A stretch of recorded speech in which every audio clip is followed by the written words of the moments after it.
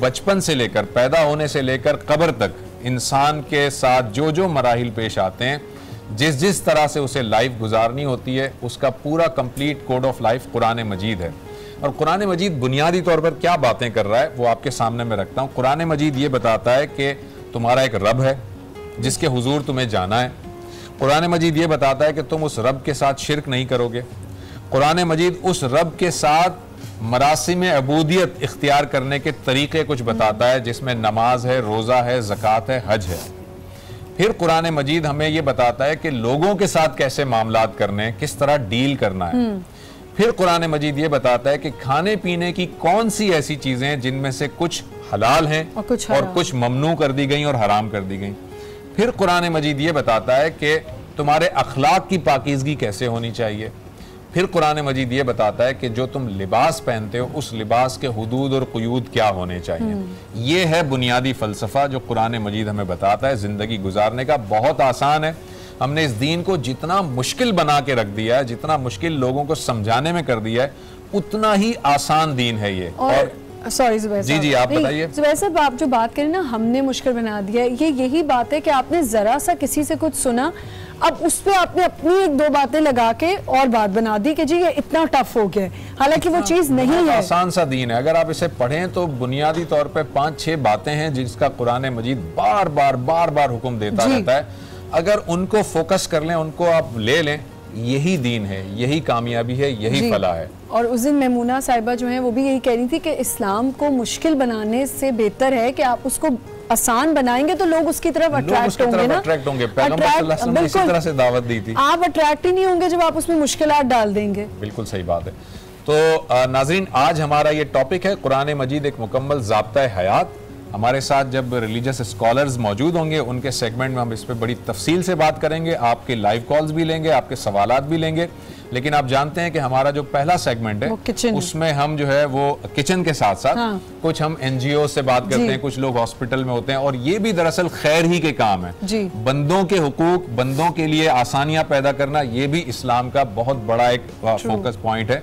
तो बंदों के लिए, चाहे उसकी एजुकेशन हो, चाहे उसकी सेहत के हवाले से हो, चाहे कोई और चीज हो, वो भी दरअसल इसी ज़ाब्ता हयात के अंदर आता है। हम किचन की तरफ चलते हैं और उसके बाद आपसे मजीद गुफ्तगू भी करते हैं। अस्सलाम वालेकुम। क्या हाल चाल है आपके? ठीक हूँ, आप कैसी हैं? मैं बिल्कुल ठीक हूँ। आज क्या बन रहा है? आज हम बना रहे हैं दही के कबाब। दही के कबाब? दही के कबाब बनेंगे और साथ में एक मीठा बनेगा, दूध दुलारी, क्योंकि अब ईद करीब आ रही है तो अब मीठा और हमने जैसे बिरयानी बताई थी, तो अब ईद की रेसिपीज स्टार्ट हो जाएगी रमजान से हटके। अच्छा, इसके लिए दही के कबाब के लिए मैंने क्या किया था, दही लिया था 1 किलो, जिसको मैंने रात भर मलमल के कपड़े में बांध के उसको हैंग कर दिया था, उसका सारा पानी निकल गया था। तो ये मुश्किल काम है ये, तो ये हैंग कर्ड कहलाता है। ये मलमल का कपड़ा भी होना चाहिए। वो खरीद के रखें आप मलमल का कपड़ा। उसमें ये मैंने लटका दिया तो सारा पानी दही का निकल गया, तो उसकी ये शक्ल हो जाएगी 1 किलो दही की। सही है। अब उसमें मैं क्या ऐड करूंगी, भुना हुआ कुटा हुआ जीरा है 1 टीस्पून, ये चला जाएगा। कुटी हुई लाल मिर्चें हैं 1 टीस्पून के करीब, ये चली जाएंगी। नमक है 1 टीस्पून से थोड़ा सा कम, ये चला जाएगा। पिसी हुई या कुटी हुई काली मिर्चें 1/2 टीस्पून, ये चली जाएंगी। हरी मिर्चें हैं 2 से 3 अदद चॉप, ये चली जाएंगी। अदरक है बिल्कुल बारीक कटी हुई, 2 टेबलस्पून के करीब आप ये डाल दें। हरा धनिया है बारीक कटा हुआ चॉप, ये भी इसमें चला जाएगा। इसके अलावा प्याज है 1 दरमियाने साइज की चॉप, ये भी इसमें चली जाएगी। और वो है चेडर चीज। चेडर चीज है 1.5 कप के करीब हम इसमें चेडर चीज ऐड करें। ठीक है, ये चला गया। और इसमें हम क्या ऐड करेंगे लास्ट में, ड्राई ब्रेड क्रम्स हैं, ये इसमें जाएंगे तकरीबन, तकरीबन 1/2 से 1 कप के करीब, 1/2 कप से थोड़ा सा ज्यादा ले लीजिए। बस इन तमाम चीजों को अच्छा सा मिक्स करना है। मिक्स करने के मेरी स्लीव्स कुछ गलत, इन स्लीव्स में काम नहीं हो सकते। तो ये सारा आपने मिक्स किया और इसको अब आप फ्राई करेंगे। हाँ, इसको मिक्स करना है, फिर कॉर्नफ्लावर में आपको कोट करके इसको शैलो फ्राई करना है बस। ठीक है जी, सही है। और उसके अलावा आप बना रही हैं दूध दुलारी की। हाँ, हम दूध दुलारी की रेसिपी बताएंगे। और जी यहाँ पे सोया सुप्रीम है जिसमें ये तला जाएगा। सोया सुप्रीम का सबसे बड़ा फ़ायदा ये है कि इनका आप ये टैप जो है ये देख सकते हैं, इसका जो फ्लो है टैप वाटर की तरह है। आपने जितना यूज़ किया उतना यूज़ करके आपने इसको बंद कर दिया। पहले की तरह जैसे हमें रबर बैंड्स लगाने पड़ते थे या डब्बे खरीदने पड़ते थे, अब हमें वो नहीं करना पड़ेगा। सोया सुप्रीम में है ओमेगा 3 और ओमेगा 6 जो आपकी सेहत के लिए बहुत अच्छा है और ये कोलेस्ट्रॉल फ्री है। बिल्कुल ठीक है। तो ये आज ये दोनों रेसिपीज हैं और इस रेसिपी अभी को दूसरी रेसिपी हम बाद में बताएंगे। अच्छा, अभी एक रेसिपी हमने आपको बता दी है, दूसरी एक बाद में बताएंगे। और मैंने जैसे कि कहा कि आप आज का हमारा टॉपिक है कुरान मजीद एक मुकम्मल ज़ाब्ता हयात। आप अपनी लाइव कॉल के जरिए से हमारे इस प्रोग्राम में शामिल भी हो सकते हैं। आप लाइव कॉल कीजिए और इससे मुतालिक जो भी आपके सवालात हों या किसी और दीगर टॉपिक पर भी कोई सवालात हों तो आप पूछ सकते हैं। हमारे जो यहाँ मेहमान होंगे, स्कॉलर्स जो होंगे, वो आपके इन सवालात के जवाब देंगे। एक छोटा सा ब्रेक हम लेते जा रहे हैं। छोटा सा ब्रेक लेते हैं, ब्रेक से वापस आएंगे और फिर आपको वहाँ मिलेंगे करेंगे। लेकिन आप जानते हैं कि हमारा जो पहला सेगमेंट होता है उसमें हम मुख्तलिफ NGOs को या हॉस्पिटल से मुख्तलिफ लोगों को बुलाते हैं। आज हमारे साथ जो मेहमान शरीक गुफ्तगू हैं उनका तारुफ करवा देता हूँ। सबसे पहले मेरे साथ तशरीफ़ रखते हैं जनाब हुनैद हुसैन लाखानी साहब, जो कि चेयरमैन है इकरा यूनिवर्सिटी के, और इकरा यूनिवर्सिटी के प्लेटफॉर्म के साथ वो उसके अंडर CSR एक्टिविटी के हवाले से आज हमने इन्हें मदऊ किया है। अस्सलाम वालेकुम सर। उनके साथ तशरीफ़ रखते हैं जनाब शहजाद ज़की साहब, जो GM कम्युनिकेशन है कारवान हयात से आपका ताल्लुक़ है। अस्सलाम वालेकुम। वालेकुम अस्सलाम। और उनके साथ तशरीफ़ रखते हैं अलमास भट्ट साहब, जो लाहौर से तशरीफ़ लाए हैं, नात ख़्वाह हैं और बहुत उम्दा कलाम पढ़ते हैं। अस्सलाम वालेकुम अलमास। वालेकुम अस्सलाम। हुनैद साहब, सबसे पहले बहुत शुक्रिया आपने वक्त निकाला। मैं ये जानना चाहता हूँ कि ये जो CSR एक्टिविटी है जो कि आपका एक पूरा इदारा कर रहा है आपकी रहनुमाई में, मैं चाहता हूँ ज़रा उसके बेसिक कंपोनेंट्स बताइए कि किस किस एरियाज़ में CSR एक्टिविटी आप लोग परफॉर्म कर रहे हैं और कब से कर रहे हैं। डॉक्टर साहब, CSR एक्टिविटी तो बेसिकली स्टूडेंट्स की डिफरेंट सोसाइटीज़ हैं जो मुख्तलिफ चीज़ों में खुद आइडियाज़ लेकर आते हैं, खुद आगे निकलते हैं और आगे बढ़ते हैं। लेकिन ओवर पीरियड ऑफ टाइम ये काफ़ी ज़्यादा एक्टिव हो गई है इकरा यूनिवर्सिटी में। ठीक। आई रिमेंबर 3-4 साल पहले इट वाज जस्ट 5-6 स्टूडेंट्स जिन्होंने एक दस्तरखान स्टार्ट किया था। फिर next year was 10-20 students and this time it's like 250 students. 250 student. और जो सोसाइटीज़ हैं, जो डिफरेंट CSR की एक्टिविटीज़ हैं, उसके अंदर कहीं दीवारें मेहरबानी है, कहीं पे कुएं का है पानी के, कहीं पे कोई और चीज़ है, बच्चों के गिफ्ट्स का है, ईद के गिफ्ट्स स्ट्रीट किड्स के लिए लेने का है। वो डिफरेंट छोटे छोटे ग्रुप्स बने हुए। टोटल उसके अंदर रजिस्ट्रेशन 2200 बच्चों की है। 2002 रजिस्ट्रेशन है। अच्छा, टोटल। सो इट्स अमेजिंग कि मैंने तो हमेशा देखा है जब भी कोई ऐसा मौका आता है जहाँ पाकिस्तान को ज़रूरत होती है लोगों की और नौजवानों की कि वो आगे निकलें, कुछ करें। आई रिमेंबर अर्थक्वेक में जिस तरीके से जो जज्बा था जी, उसी तरह सैलाब के दिनों में जो जज्बा था, इसी तरह रमज़ानों में मैं देखता हूँ हमेशा एक यूथ बहुत ज़्यादा एक्टिव हो जाती है। और it's very important for the youth also. और इसमें एक बड़ी इंपॉर्टेंट बात है जो हम 2-4 दिन से जो शोज़ हम महीने से कर रहे हैं, उसमें जो 2-4 ऐसे गेस्ट आए हैं ज़ुबैर साहब, उसमें आपने देखा है कि हर कॉलेज और स्कूल में एक यूनिटी के साथ बच्चों ने अपनी एक वेलफेयर बना ली हुई है और वो लड़के लड़कियां मिल के काम करें और उनको सपोर्ट बाद में शुरू होती है कि अच्छा जी जब कोई देखता है उसको रिकग्नाइज करता है फिर जाके कुछ होता है, लेकिन अपने एंड से वो पहले स्टार्ट कर लेते हैं, which is very important and very good कि आप अपने स्कूल में पढ़ते हुए आपके अंदर ये सेंस डेवलप हो गया है कि आपने हेल्प करनी है लोगों की। तो ये मैंने देखा है उसमें प्लांटेशन है आपका, एक फिल्टर प्लांट्स हैं पानी के लिए, आपका जो है वो इफ्तारी या फूड जो आप प्रोवाइड कर रहे हैं, उसके अलावा आपकी ईद गिफ्ट्स हैं। एक और चीज़ है जो कि स्वीट होम भी आप रन कर रहे हैं। उस स्वीट होम में कितने आपके पास बच्चे हैं और वो किस लेवल तक हैं? देखिए, स्वीट होम तो शुरू से इकरा का प्रोजेक्ट है। Started with 4 kids, now I have 40 kids, और अभी जो अंडर कंस्ट्रक्शन है वो 200 किड्स का है। सो इंशाल्लाह वो एक इंडिपेंडेंट प्रोजेक्ट है, इंडिपेंडेंट ऑफ दीज। अच्छा, उसमें सर आपकी पूरी जो बच्चे हैं उनकी फूड, क्लॉथिंग, हेल्थ, एजुकेशन सब कुछ है उस पूरे स्वीट होम के अंदर? Well I am not the only one in that. मेरे 2-4 बहुत अच्छे दोस्त हैं जो उसके अंदर मेरे साथ हैं, उनकी वाइफ्स भी इसके साथ इन्वॉल्व हैं और उसका एक बोर्ड बना हुआ है। ओके। एक तो दानिश अली मोहम्मद हैं, एक शाहिद मलिक हैं, आरिफ बुखारी हैं, मुबशर बुखारी हैं, मोदी हैं और मुजफ्फर बुखारी हैं और काफ़ी सारे लोग हैं, फैसल ज़ैरी हैं। They all industrialist, all my age, my old friends, और वो सब मिल के अपना टाइम देते हैं बच्चों के साथ। और हमारा इस तरह है जैसे वो हमारे अपने बच्चे हों। ठीक।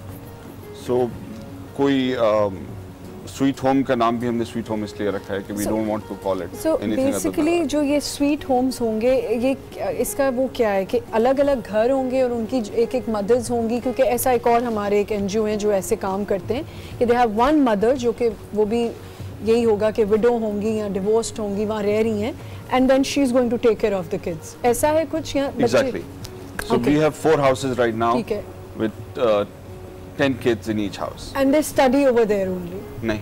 अच्छा। They go to a private school. ठीक है।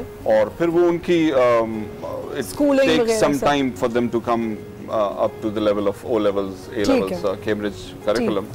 डिपेंड करता है, हर बच्चे का डिफरेंट है। सही, बिल्कुल सही। सर आपके तरफ आता हूँ, कारवान हयात बेसिकली क्या प्रोजेक्ट है, किस चीज़ के अंदर आप जो है वो फोकस करते हैं, किस चीज़ में डील करते हैं? जी, सबसे पहले तो मैं शुक्रिया अदा करना चाहूँगा, आपने मुझे इनवाइट किया। बहुत शुक्रिया सर। कारवान हयात बेसिकली पिछले 35 सालों से जहनी अमराज में मुब्तला लोगों का इलाज कर रहा है। ठीक है।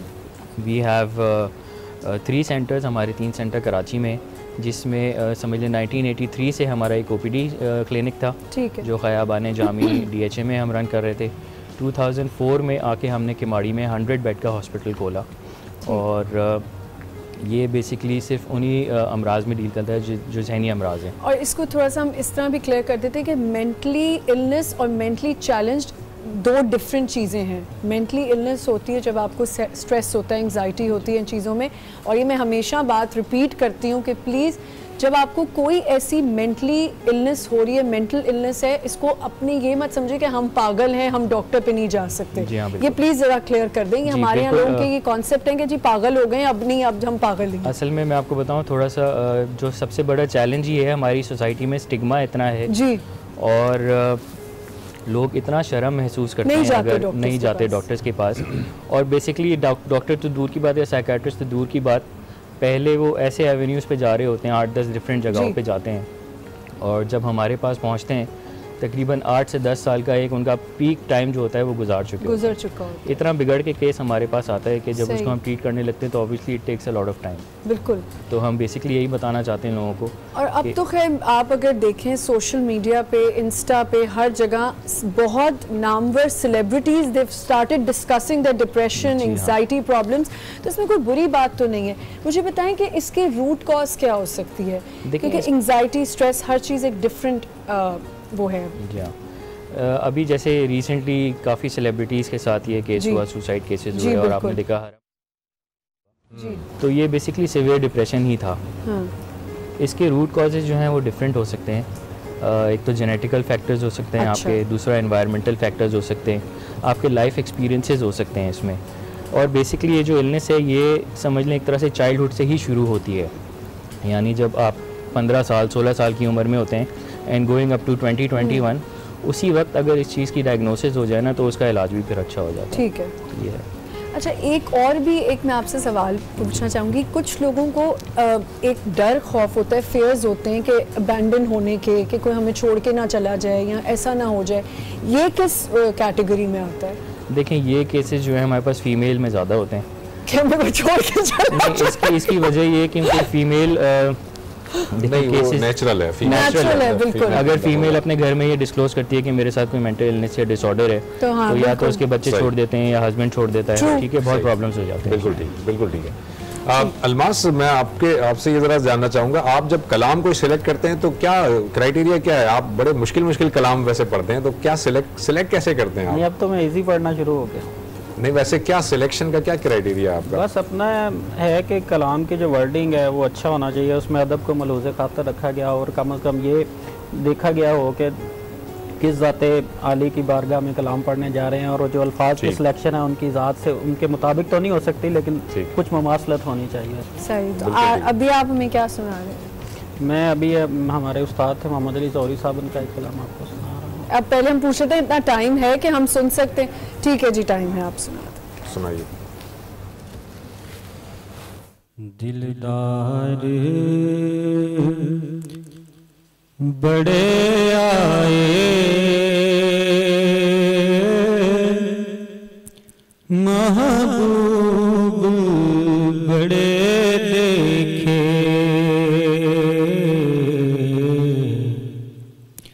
दिलदार बड़े आए महबूब बड़े देखे, दिलदार बड़े आए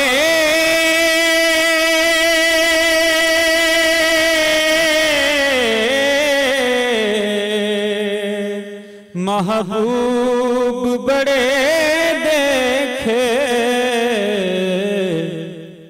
जो देखे सभी उनके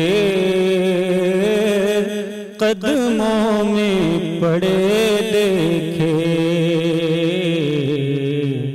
जो देखे सभी उनके कदमों में पड़े देखे, सरदार दो आलम की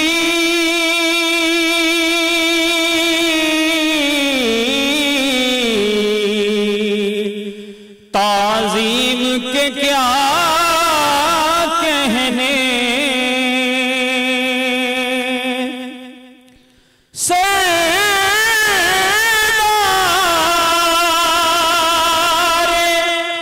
दो आलम की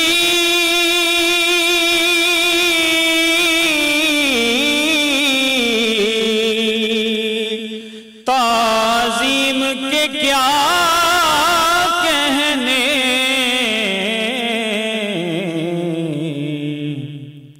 मुरसल भी सभी उनकी राहों में खड़े देखे, मुरसल भी सभी उनकी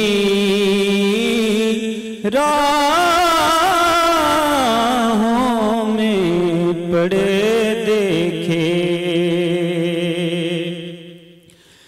याद के मदीना की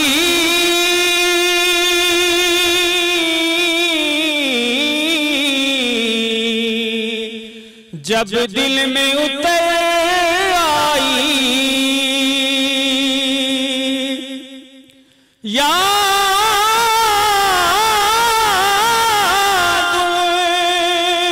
के मदीना की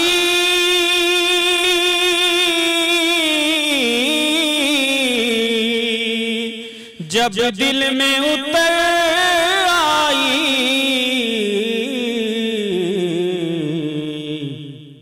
पलकों के किनारों पे मोती से जड़े देखे, पलकों के किनारे पे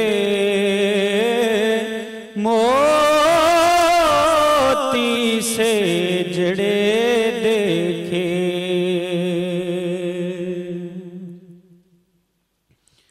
महबूब की मिदहत में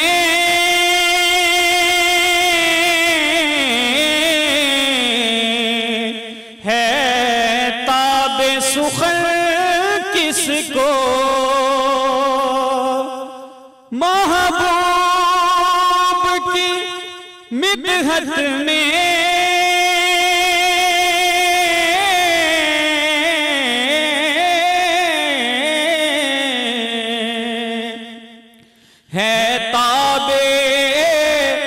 सुखन किसको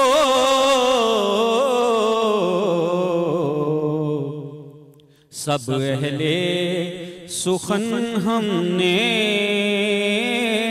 हैरत में पड़े देखे, सब अहले सुखन हमने हैरत में पड़े देखे, दिलदार बड़े आए महबूब बड़े देखे, जो देखे सभी उनकी कदमों में पड़े देखे।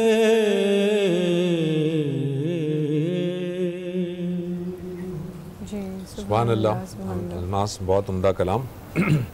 उनैस साहब, मुझे ये बताइएगा कि ये जो मुख्तलिफ़ किस्म की जो एक्टिविटीज़ हैं, CSR एक्टिविटी, इसकी फ़ंडिंग के लिए जो है वो क्या फ़ंड रेज़ किया जाता है? अब जैसे कि उसमें हम देखते रहते हैं, अब इंफॉर्मेशन हमें मिलती है फ़ेसबुक पर, सैलानी के साथ भी आपका कोई मर्जर है, सैलानी वेलफेयर के साथ, तो किस तरह से आप मुख्तलिफ दूसरी NGOs के साथ मिलकर कर रहे हैं, या आपका सिंगल हैंडेडली हो रहा है, या गवर्नमेंट के साथ आप कोलैबोरेट कर रहे हैं?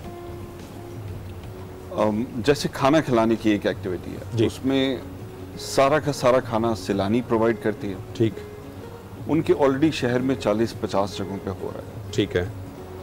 और वो ये चाहते थे कि स्टूडेंट्स इन्वॉल्व हों, वॉलंटियर्स चाह रहे थे वो, उनको भी वॉलंटियर्स की ज़रूरत है। ठीक है। और हम भी चाहते थे कि स्टूडेंट्स की तरबियत जो है वो इस तरह हो कि वो इन्वॉल्व हों सोसाइटी के साथ। बिल्कुल ठीक। सो ये हमारी कोलैबोरेशन उनके साथ हुई है।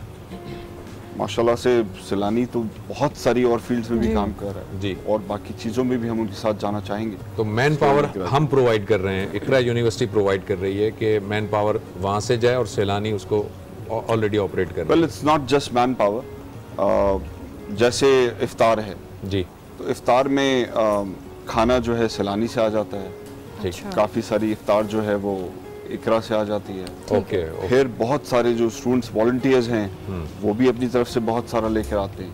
सो किसी ने एक दिन कर लिया, किसी ने दूसरा दिन कर लिया। आज मेरे ख्याल में 27 रोजे हो गए, 26वां रोज़ा ख़त्म है।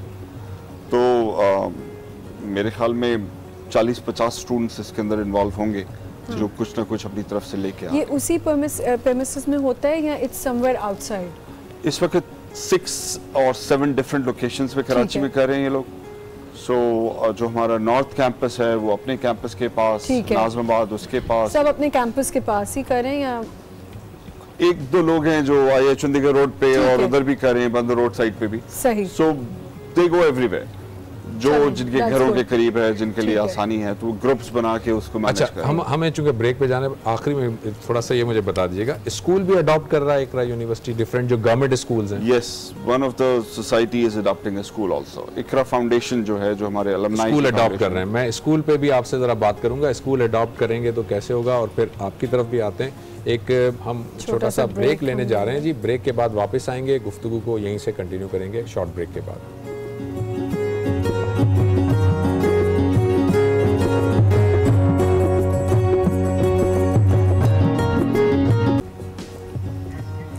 वेलकम बैक नाजरीन। हम ब्रेक से पहले बात कर रहे थे, हुनैस साहब से मैंने कहा था कि स्कूल्स अडॉप्ट किए हैं या नहीं किए, मैं ज़रा उसकी तफसीलात जान लेता हूँ जी। हुनैस साहब, स्कूल्स हम बात कर रहे थे, ब्रेक आ गया था फिर, तो स्कूल कितने अडॉप्ट किए और कहाँ तक हम उसको लेकर चले हैं अभी? एक स्कूल अडॉप्ट किया इकरा फाउंडेशन में, जिसमें ज़्यादातर मेंबर्स जो हैं वो अलुमनाई है। अच्छा। सो वो जब इनको गवर्नमेंट से मिल जाएगा, फिर उसके बाद वो उसकी इम्प्रूवमेंट करेंगे, फिर उसकी जाके जो एकेडमिक्स है, टीचिंग है, उसको इम्प्रूव करेंगे। ठीक है। तो अभी और ये स्कूल कहाँ पर अडॉप्ट किया, किस जगह पर? यूनिवर्सिटी के बहुत करीब है, ये कयूमाबाद का इलाका है, यूनिवर्सिटी के साथ ही उसी में एक स्कूल है जो बहुत ही बुरे हाल में, सिर्फ एक कमरा है उसके अंदर और कोई टॉयलेट, कोई और चीज़ नहीं है। मेरे ख्याल में तो शायद वो चलता भी नहीं है। ओह, तो उसको जब फिर उसको बनाएंगे दोबारा से जब, हाँ जाहिर सी बात है, उसको रीडू करना पड़ेगा। अच्छा सर, आपसे मैं ये जानना चाहूँगा कि ये जो आपका कारवान हयात है, इसके अंदर आपने जैसे अभी बताया कि जो इलाज है वो मोस्टली फ्री है, 90% आप कह रहे हैं फ्री ऑफ कॉस्ट है, तो फिर उसकी फ़ंड रेजिंग वगैरह कैसे करते हैं? फ़ंड कैसे आपका जमा होता है आपका? जी, जैसे कि मैंने आपको बताया कि 90% पेशेंट्स हमारे पास जो आते हैं उनका इलाज मुफ्त होता है। जो रिमेनिंग 10% हैं वो ऐसे पेशेंट्स हैं, बेसिकली मैं बताऊं कि कारवान हयात के दरवाजे सबके लिए खुले हैं, चाहे वो अफोर्डिंग पेशेंट हो या नॉन अफोर्डिंग, हम लोग किसी को मना नहीं करते। तो वो जो रिमेनिंग 10% पेशेंट्स पे करके अपना इलाज करवाते हैं, उस रेवेन्यू से हम अपने उन गरीब मरीज़ों का इलाज करते हैं जो कि हमारे पास आ रहे होते हैं। सही। इसके अलावा जो एवेन्यू है हमारे पास फंड रेजिंग का वो है ज़कात एंड डोनेशंस। ठीक है। हमारे पास जी पूरे पाकिस्तान से, ओवरसीज़ से, कॉर्पोरेट ऑर्गेनाइजेशन से, इंडिविजुअल से, स्मॉल बिजनेसमैन से, हर तरीके से हमारे पास ज़कात डोनेशन मौसूल होती है और इसी तरह से ये इदारा हम चला रहे हैं पिछले कोई 35 सालों से। अच्छा, ठीक। अच्छा, ये भी इसमें बताना ज़रूरी है क्योंकि जो साइकेट्रिक इलनेसेस हैं इसका इलाज बड़ा महंगा होता है। एक मरीज़ का जो इलाज है महीने का, वो उसकी जो कॉस्ट होती है वो 45,000 रुपये है। इसमें उनकी मेडिकेशन हम मुफ्त दवाइयाँ भी देते हैं और एक दवाई जो अब 15 दिन की देते हैं वो 2 से 3 हज़ार रुपये की होती है। ओके जी। मुनैस साहब, ये बताइएगा कि ये जो CSR एक्टिविटी है और जो आप ज़ाहिर इकरा यूनिवर्सिटी के डिफरेंट कैंपसेस हैं, कराची में भी बहुत सारे हैं, फिर पाकिस्तान में भी हैं, तो स्टूडेंट के करिकुलम में कोई इनबिल्ड किया जा रहा है या CSR, ताकि स्टूडेंट भी इनकरेज हों, स्टूडेंट जब पास आउट हों तो सोसाइटी का एक पॉजिटिव हिस्सा बन सकें वो? Of course, ये तो part of it is a 3 credit hour course in Iqra university. Total 120 credit hours अगर होते हैं तो उसमें 3 क्रेडिट आवर्स जो हैं CSR के। अच्छा। और CSR तो लाइफ में भी आगे जिस भी ऑर्गेनाइजेशन में जाएंगे उस ऑर्गेनाइजेशन में उनकी रिस्पॉन्सिबिलिटी होगी कि अपने एरिया के लिए अपनी जो सोशल रिस्पॉन्सिबिलिटी है पूरी करें। इस वक्त आप क्या समझते हैं, इस वक्त जैसे जो कराची पाकिस्तान की इस वक्त जो करंट सिचुएशन है, जो पॉलिटिकल सिचुएशन है, जो और दीगर प्रॉब्लम्स हैं, आपका क्या मैसेज होगा एक बिजनेस मैन के लिहाज से, एक एजुकेशनिस्ट के लिहाज से, क्या मैसेज आप देना चाहेंगे? ये कैमरा आप यहाँ सामने है, अगर आप कोई मैसेज अपना देना चाहें तो इस कैमरे पर दे सकते हैं आप। Thank you for asking this question. असल में मैं फील ये करता हूँ कि जिन हालात से पाकिस्तान गुजर रहा है, जिस किस्म की अफरा तफरी, हर कोई व्हाट्सएप पे और डिफरेंट वीडियोस, कभी कोई किसको बुरा कह रहा है, कभी किसी को बुरा कह रहा है। सो ये वक्त वो नहीं है कि हम डिफरेंट इदारों को या ब्लेम गेम करें। इस वक्त हमें ज़बानों पे तकसीम नहीं होने देना, हमें फ़िरक़ों में तकसीम नहीं होने देना, हमें मज़हब में भी तकसीम नहीं होने देना। बच्चों को एज ए यूनिवर्सिटी हम लेकर आएँ आगे कि वो आएँ, खिदमत करें। और मेरे बहुत सारे बच्चे, मैं आपको बताऊँ, नॉन मुस्लिम्स को इफ्तार करा रहे होते हैं और मुस्लिम बच्चे अपनी इफ्तारी लेट करके नॉन मुस्लिम्स को खाना खिला रहे हैं। सो आई बिलीव कि सारी की सारी यूनिवर्सिटीज़ को, सारे के सारे बिजनेसेस को, सारे के सारे स्कूल्स को ये काम करना चाहिए। इससे बेहतर और कोई तरीका नहीं है इंटीग्रेशन। बिल्कुल बिल्कुल सही।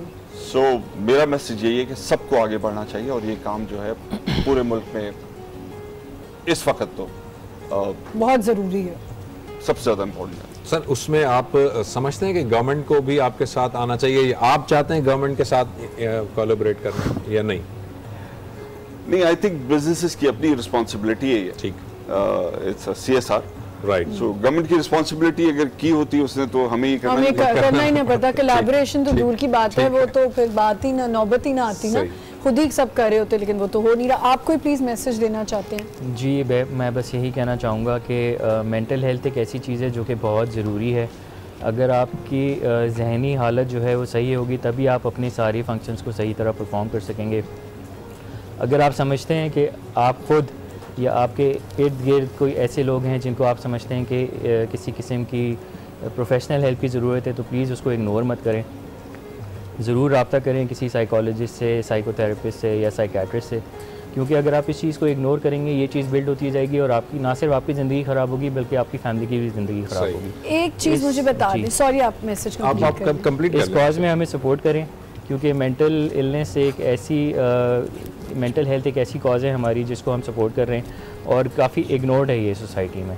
तो इसका स्टिग्मा ब्रेक करना है, हमें अवेयरनेस फैलानी है और हमने इसके लिए फंड्स जमा करने ताकि हम लोगों का इलाज कर सकें। ठीक है, सवाल मेरा ये है कि अभी आपने कहा कि औरतें जो हैं वो ज़्यादा डिप्रेशन की मरीज़ा होती हैं क्योंकि वो एब्जॉर्ब ज़्यादा करती हैं और फिर वो बोल भी नहीं सकती। ये जो आपके साथ बैठे उन्होंने कहा नहीं जी औरतें बोल पड़ती हैं, औरतें अपना दुख शेयर कर लेती हैं। आदमी जो हैं मर्द हजरात ज़्यादातर कौन सी इलनेस से आते हैं आपके पास? देखिए हमारे पास जो रिपोर्टेड डिसऑर्डर्स हैं, वैसा भी आप कह रहे हैं दिल की बीमारी, आदमी दिल से बिल्कुल दिल पे कोई बात नहीं लेते। देखिए ये बात तो तय है ना कि आजकल हर बंदा स्ट्रेस का शिकार है। हम लोग 24 hours we are under stress, एक रैट रेस लगी हुई, हम स्ट्रेस में होते हैं। जो हमारे पास मोस्ट कॉमन डिसऑर्डर्स आते हैं उसमें anxiety, depression, schizophrenia, bipolar disorder, ये सारे केसेस आ रहे होते हैं। ठीक है। अच्छा, मेल्स हमारे पास ज़्यादा रिपोर्ट होते हैं। उसकी वजह यही है कि मेल्स क्योंकि एक ब्रेड अर्नर भी होता है, स्कूल गोइंग भी होता है, एडल्ट भी होता है, तो वो ज़्यादा जल्दी रिपोर्ट हो जाता है। ठीक है, चलें अब मैं एक बहुत इम्पोर्टेंट मैसेज जो लाइफ बॉय की तरफ से अच्छा जी, पाकीज़ा खुशबू के लिए जरासीम से हिफाजत, लाइफ बॉय नया लाइफ बॉय इतर प्रोटेक्ट है। इतर प्रोटेक्ट मीन्स कि आपको कभी कभी ऐसा होता है कि जो फ्रेग्रेंसेस होती हैं वो नहीं पसंद होती कुछ लोगों को, तो फ्रेग्रेंस फ्री है ये बिल्कुल। अगर आप इसको वैसे यूज़ करना चाहते हैं तो कर सकते हैं। नई महक के साथ है और इतर की पाकीज़गी खुशबू है, इसमें तो ज़रूर लाइफ बॉय शामिल करें अपनी ज़िंदगी में। जी बहुत शुक्रिया जी। हम अपने तमाम मेहमानों के भी शुक्रगुजार हैं कि वो यहाँ पर तशरीफ लाए और ये जो लाइफ बॉय के छोटे से गिफ्ट पैक्स हैं जी, जब आप यहाँ से जाएंगे तो ये आपके साथ होंगे। साहब आपका बहुत शुक्रिया, जकी साहब आपका शुक्रिया। और अलमास साहब कलाम आप क्या सुनाएंगे? अब आपने पंजाबी कलाम सुनाने चाहेंगे? आप सुनना चाह रहे हैं? जी, पंजाबी कलाम की फरमाइश आ रही है ना ज़्यादा, तो पंजाबी कलाम सुना दें।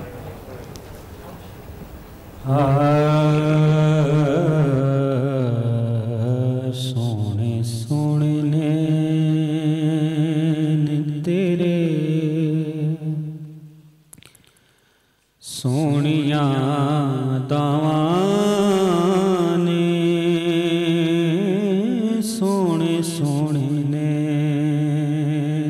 तेरे सोनिया दावां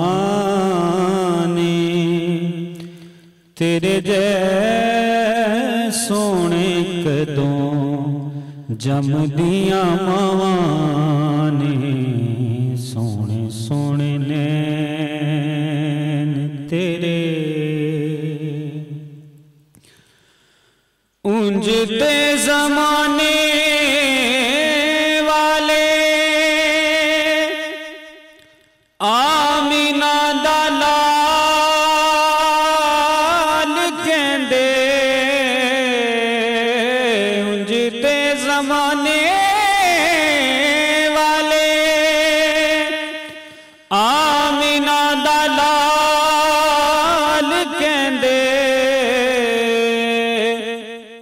अखां वाले वेख तैनू रब दा जमाल कहंदे, अखां वाले वेख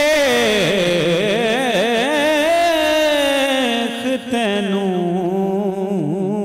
रब दा जमाल कहंदे, तेरा नाम लिया टल जांदियां बलावां ने, तेरे जै सोने कदों जमदियां मावां ने, सोने सोने नैन तेरे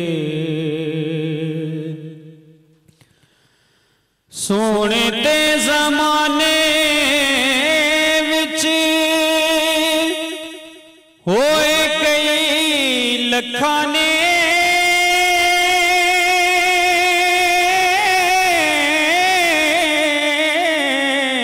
सोने ते ज़माने विच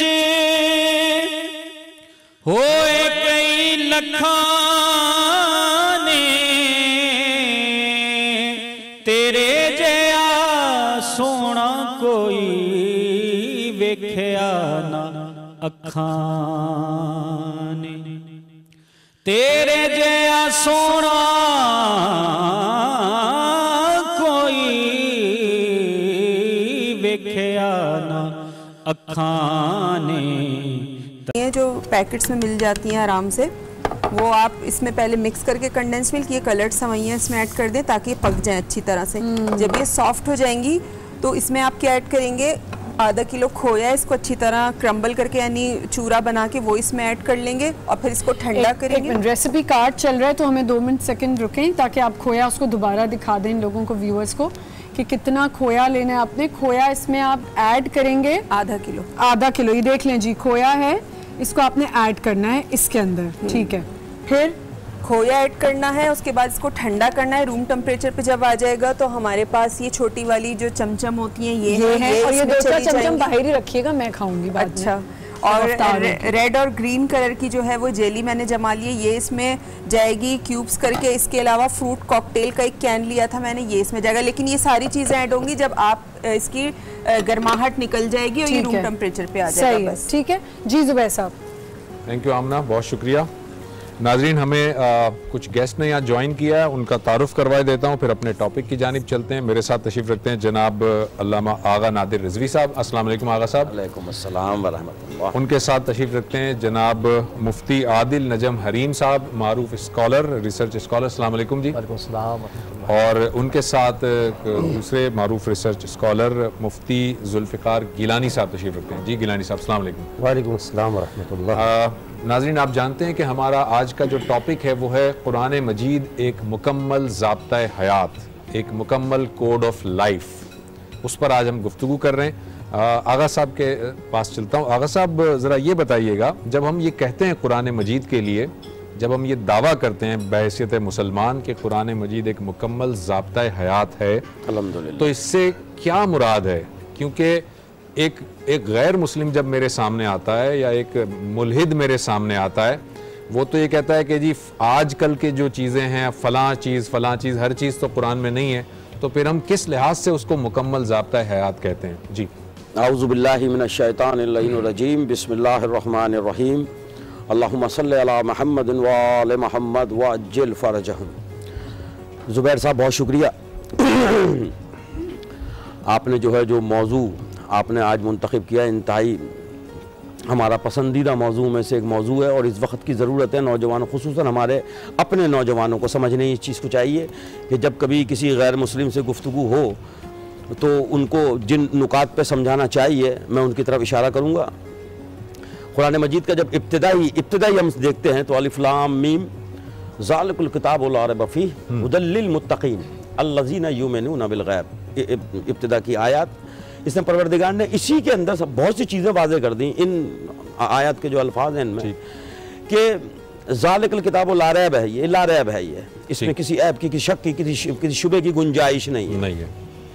हुदल लिल मुत्तक़ीन, ये किताब हिदायत करती है मुत्तक़ियों को जो तक़वा इख्तियार करते हैं। ठीक है, तक़वा उस वक़्त इख्तियार किया जाएगा जिस वक़्त आप कुफ्र से निकलकर ईमान में आ जाएंगे, जब आप या अय्युहल्लज़ीना आमनू की मंजिल पे आएंगे। ए ईमान वालों, जो तुम मेरे महबूब पर नबी मुकर्रम अलैहिस्सलाम की जो शरीयत तुम्हें दी गई, तुम उस पर ईमान ले आए। या अय्युहल्लज़ीना आमनू वहाँ मुखातिब किया गया। आप ईमान की मंजिल पे आते हैं तो इसी के साथ रिलेटेड होता है, या अय्युहल्लज़ीना आमनू तक़ुल्लाह, ए ईमान वालों तक़वा इख्तियार करो। पहले ईमान लाओ, जो कुछ शरीयत, जो कुछ कॉन्स्टिट्यूशन तुम्हारे सामने नबी मुकर्रम अलैहिस्सलाम ने पेश किया है उसको तस्लीम करना है, बल्कि उस पर इम्प्लीमेंट भी करना है। तो जब हम तक़वे की मंजिल पे आते हैं तो कुरान मजीद वाज़े तौर पे कहता है कि ये किताब हिदायत देती है मुत्तक़ियों को। ठीक है, ये तो हमारे लिए एक चीज़ हो गई। मुसलमान के लिए सबसे बड़ी चीज़ है कि इल्म गैब पर, परवरदिगार की गैबत पर, जो चीज़ें उसने गैब में रखी उस पर ईमान लाना। हम ही देखते हैं कि तक़वा इख्तियार करने के बाद जब हम खुद कुरान को समझने के, कुरान को तफसीर करने के, उससे सब चीज़ें काबिल हो गए, तो फिर गैर मुस्लिम से या मुल्हिद से बात वही करेगा जो फ़िक़्ह और शरअ की कुछ हाव नो रखता हो। ठीक है, हर इंसान को हक नहीं है कि जनाब वो किसी से बहस करने या उससे करने के लिए बैठ जाए। हाँ, ये आलिमों का काम है जो फ़िक़्ह जानते हैं, जो शरअ जानते हैं, जो किताब इलाही का इल्म रखते हैं, ये उनका काम है। अब कोई किताब इलाही के जानने वाले जैसे मुफ्तियान हमारे सामने माशाल्लाह से मौजूद हैं, ये मुझसे बेहतर जानते हैं। जब उलमा के सामने आप इस चीज़ को पेश करेंगे, कि गैर मुस्लिम आके पूछेगा जनाब कि क्या ज़ाब्ता हयात है इसके अंदर, तो परवरदिगार ने हर खुश्क-व-तर का जो इसमें हुक्म जो ऐलान किया कि इसमें हर खुश्क-व-तर मौजूद है। वो क्या है कि इसमें तुम्हारे लिए अव्वल चीज़ रखी है पाकीज़गी, तुम्हारे ग़िज़ा की पाकीज़गी, तुम्हारे लिबास की पाकीज़गी, तुम्हारी ज़िंदगी में जीने की पाकीज़गी। ठीक। अब कुरान मजीद फुरकान हमीद में कोई चीज़ डिक्टेशन के तौर पे तफसील से मुस्तफा का फकीर हूँ, वही हम जबीन नियाज़ है वही के टुकड़े नसीब में, मुझे अपनी बख्त पे नाज है, मुझे अपनी बख्त पे नाज है। वो बुला बुला के नवाज दे, जो गदा को दौलत नाज दे, वो बुला बुला के नवाज दे, जो गदा को दौलत नाज दे, बजुज़्म के कौन है दूसरा, जो कि ऐसा बंदा नवाज दे। दर मुस्तफा पे जो जागेरा, वो संभल गया, वो संभल गया, सभी मंजिलों से गुजर गया,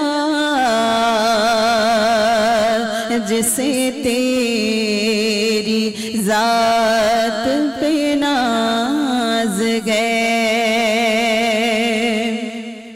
और मुझे ज़ौक़-ए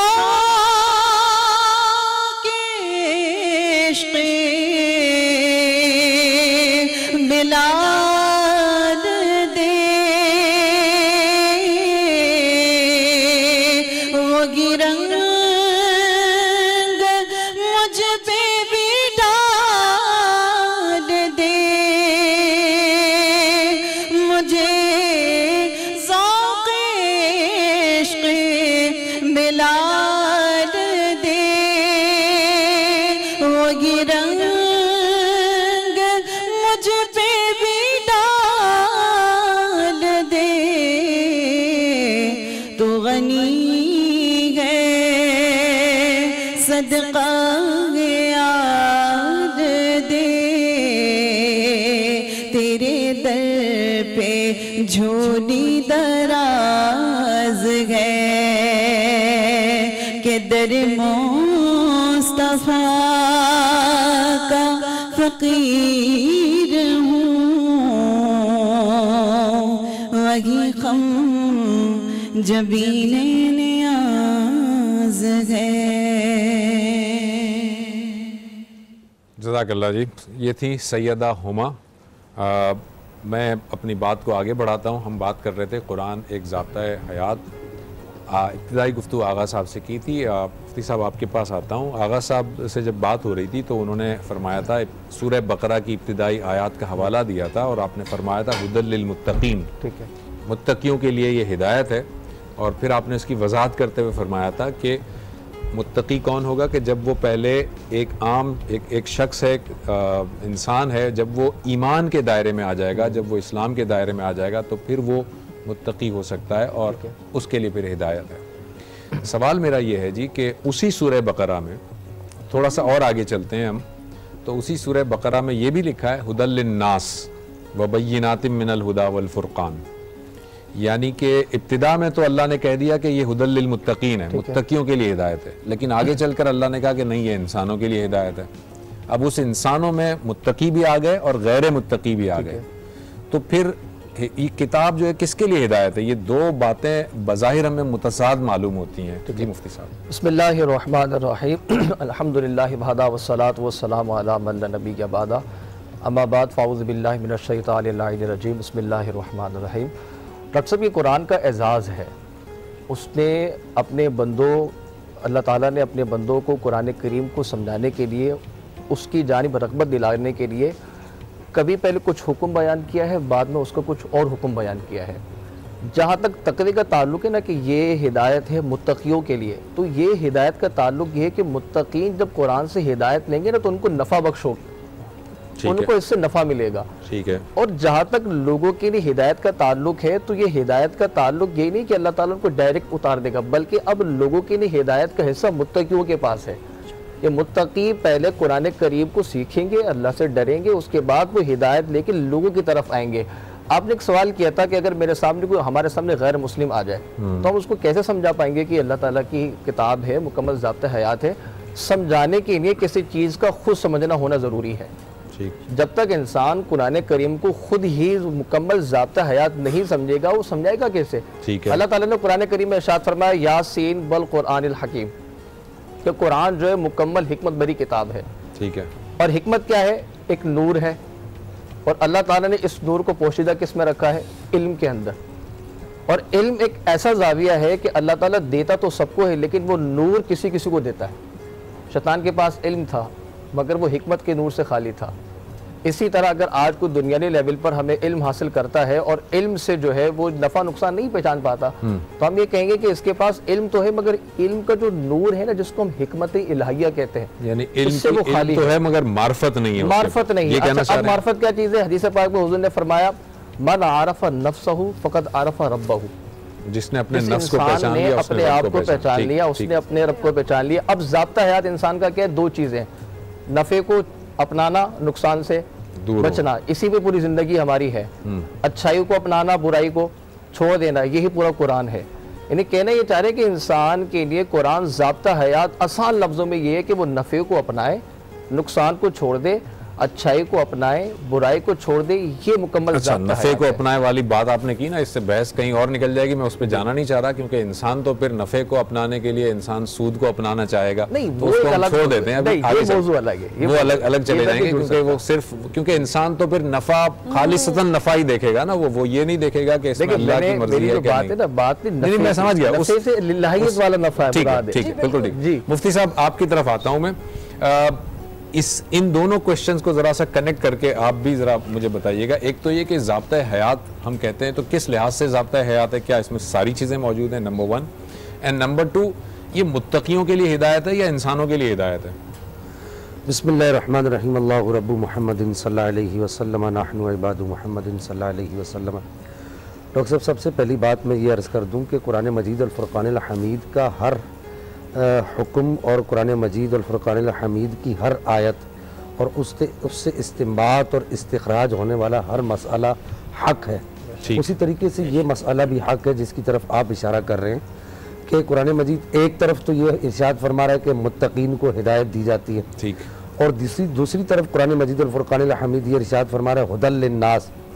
यहाँ पर ये बात मैं अर्ज़ कर दूँ कि कुरान मजीद की सिर्फ किसी एक ही आयत को टॉपिक बना लेना या किसी एक आयत को तयन करके या उसके जुज़ को तयन करके हम कोई बाकायदा और बाज़ाब्ता नतीजे तक नहीं पहुंच, कोई नतीजा नहीं निकाल सकते। ठीक है। अब वो जो मुत्तकीन, मैं सिर्फ टू द पॉइंट बात कर रहा हूँ, अब वो जो मुत्तकीन की हिदायत का जो मसला है उसकी आगे निशानदेही कर दी गई। अल्लज़ीना युमिनूना बिल गैब व युकीमूना सलात, तफसील बयान कर दी, वो 6 सिफात बयान कर दी गई। ठीक है। यानी कि वो जो हिदायत है वो इन 6 चीज़ों के अंदर पोशीदा है। ठीक है। अब वो जो हुदल लिन्नास इरशाद फरमाया, तो वो हर किसी के लिए हिदायत है।